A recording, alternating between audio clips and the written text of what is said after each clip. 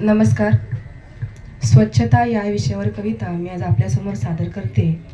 कवितेचं शीर्षक आहे दैनिक स्वच्छता. हातात झाडू, आसपास कचरा, फोटो काढला.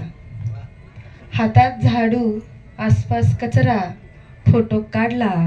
स्वच्छता अभियानाचा तो फोटो सोशल मीडियावर टाकला. कचरा तिथेच, झाडूही तिथेच, हा मोबाईलवर. कचरा तिथेच, झाडूही तिथेच, हा मोबाईलवर. कुणाचे किती लाईक्स, काय काय कमेंट, यावर नजर. बस एवढीच का रे स्वच्छता मोहीम कळली तुला? बस एवढीच का रे स्वच्छता मोहीम कळली तुला? कधीतरी घरातला पसारा आवर, कधीतरी घरातला पसारा आवर, छान वाटेल तिला. फक्त बाहेर दिखावा नको रे स्वच्छतेचा, फक्त बाहेर दिखावा नको रे स्वच्छतेचा. मन सुद्धा साफ कर आणि घे वसा समानतेचा, समतेचा आणि ममतेचा. द्वेष धूळ जनामनातील मिटवण्याच्या मार्गप्पा, द्वेष धूळ जनामनातील मिटवण्याच्या मार्गप्पा. पण जाती भेद विसरून निर्मळ ठेव मनाचा कप्पा. घरात, रस्त्यावर, देशात स्वच्छतेचा नारा मिरवू. घरात, रस्त्यावर, देशात स्वच्छतेचा नारा मिरवू आणि मनात सुद्धा सुविचारांचा, संस्कारांचा धडा गिरवू.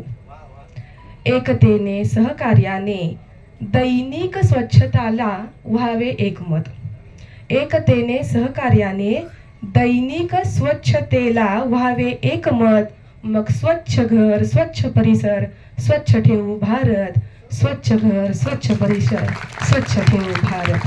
धन्यवाद. खूप छान. मॅडमला विनंती करतो आपण 2 मिनिटं व्यासपीठावर राहायचंय. मी आपल्या संस्थेच्या विश्वस्त सौ रोहिणी आयरे यांना विनंती करतो की त्यांनी सौ तेजश्री पाटील यांना सन्मानित करायचे. खूप छान अशी कविता त्यांनी आपल्या समोर सादर केली आहे. 2च मिनिटं थांबा.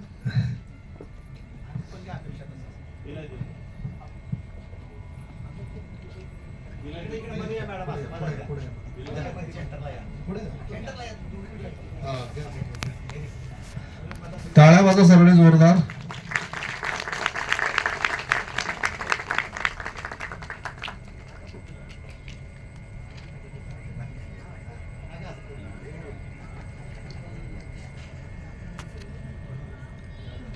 यानंतर सौ वर्षा केंद्रे आपली कविता सादर करतील. त्यानंतर सौ मनीषा बोटे. ठीक आहे.